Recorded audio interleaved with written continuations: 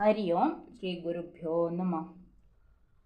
ഓം ഹരി ശ്രീ ഗണപതേ നമഃ. അവ്യക്തമസ്തു. ശ്രീ ഗുരുഭ്യോ നമഃ. ഓം ശ്രീ മഹാത്രിപുരസുന്ദര്യേ നമഃ. സദാശിവസമാരംഭാം ശങ്കരാചാര്യമധ്യമാം അസ്മദാചാര്യപര്യന്താം വന്ദേ ഗുരുപരമ്പരാം. മംഗളശ്ലോകം. സൗന്ദര്യലഹരീ കർത്രേ സർവമംഗളദായിനേ ശങ്കരാചാര്യവര്യായ യതിരാജായ തേ നമഃ. അമ്മയുടെ അനുഗ്രഹം നമ്മൾക്ക് എല്ലാവർക്കും ഉണ്ടാവട്ടെ എന്ന് പ്രാർത്ഥിച്ചുകൊണ്ട് 76-ാമത്തെ ശ്ലോകം. ഇവിടെ അമ്മയുടെ നാഭി രോമങ്ങളെയാണ് പറയപ്പെടുന്നത്. കാമദേവനാൽ അത് സുന്ദരികളായ സ്ത്രീകൾക്കൊക്കെ കാമദേവനാൽ, അതായത് ആ നാഭിയിൽ കാമദേവൻ പ്രവേശിക്കുക എന്ന് പറയാം. അവിടെ നേരിയ രോമാവലി കാണാം എന്ന് പറയപ്പെടുന്നു. ഹരക്രോധജ്വാലാവലിഭിരവലീഢേന വപുഷാ ഗഭീരേ നാഭി സരസി ഹൃദസംഗോ മനസിജഃ സമുത്തസ്ഥോ തസ്മാദജലതനേ ധൂമലതികാ ജനസ്താം ജാനീതേ ജനനി തവ രോമാവലിരിതി. ഹരക്രോധജ്വാലാവലിഭിഃ അവലീഢേന വപുഷാ ഗഭീരേ തേ നാഭി സരസി ഹൃദസംഗഃ മനസിജഃ സമുത്തസ്ഥൗ തസ്മാത് അചലതനേ ധൂമലതികാ ജനസ്താം ജാനീതേ ജനനി തവ രോമാവലി ഇതി.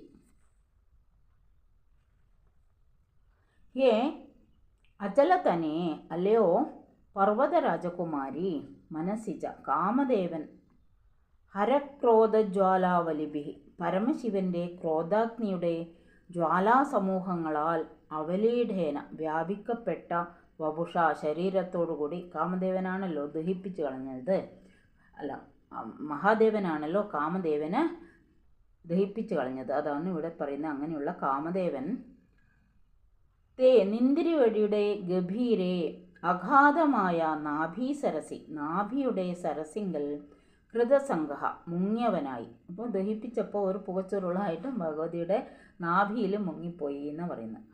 അതൊരു ആലങ്കാരികമായ ഭാഷ മാത്രമാണ്. തസ്മാത്, ആ കാമശരീരത്തിൽ നിന്ന് ധൂമലതിക പൊടി പോലെ ഇരിക്കുന്ന പുക, ദഹിപ്പിക്കുമ്പോൾ പുക വരുമല്ലോ, സമുത്തസ്ഥോ പൊങ്ങി വന്നു. ഹേ ജനനി, അല്ലയോ മാതാവേ, താം ആ പുകക്കൊടിയെ ജനം തവ നിന്തിരുവടിയുടെ രോമാവലി ഇത് രോമാവലി എന്നു ജാനീതേ അറിയിക്കുന്നു. അതായത് പുകച്ചുരുളിന് നേറിയ കറുപ്പ് നിറമാണല്ലോ ഉണ്ടാവുക. അല്ലയോ ലോകമാതാവേ പാർവതീദേവി, പരമശിവന്റെ ക്രോധാഗ്നിജാലകളുടെ സമൂഹത്താൽ വ്യാപിക്കപ്പെട്ട ശരീരത്തോടുകൂടി കാമദേവൻ നിന്തിരുവടിയുടെ ഗംഭീരമായ നാഭിയാകുന്ന പൊയ്കയിൽ മുങ്ങിപ്പോയി. തീ വന്നാൽ വെള്ളത്തിൽ മുങ്ങിയാൽ അത് ആ ചൂടൊക്കെ പോകും അല്ലേ, അങ്ങനെ മുങ്ങിപ്പോയി. ഇതെല്ലാം ആലങ്കാരികമായി പറയുകയാണ്. അപ്പോൾ അതിൽ നിന്ന് കൊടി പോലെയുള്ള പുക പുറപ്പെട്ടു. ആ പുകയെ ജനങ്ങൾ നിന്തിരുവടിയുടെ അമ്മയുടെ രോമാവലി എന്ന് മനസ്സിലാക്കുന്നു. ആ നാഭി പ്രദേശത്തിൽ, ആ മാറിടത്തിൻ്റെ താഴെ മുതൽ നാഭിയിലേക്ക് പോകുന്ന ഒരു നേർരേഖ രോമാവലിയായിട്ടുള്ള ആ നേർരേഖയെ പറ്റിയാണ് ഇവിടെ പരാമർശിക്കുന്നത്. ഹരി ഓം ശ്രീ ഗുരുഭ്യോ നമഃ. കായേന വാചാ മനസേന്ദ്രിയർവ്യാം ബുദ്ധ്യാത്മനാ വാം പ്രകൃതേ സ്വഭാവാൻ കരോമി അദ്യ സകലം പരസ്മൈ നാരായണായേതി സമർപ്പയാമി. ശ്രീമന്നാരായണായേതി സമർപ്പയാമി. ശ്രീ മഹാദേവ്യേതി സമർപ്പയാമി. സർവത്ര ദേവീ നാമസങ്കീർത്തനം. ശ്രീ മഹാദേവ്യേ നമഃ. ഹരി ഓം ശ്രീ ഗുരുഭ്യോ നമഃ. ഹരി ഓം.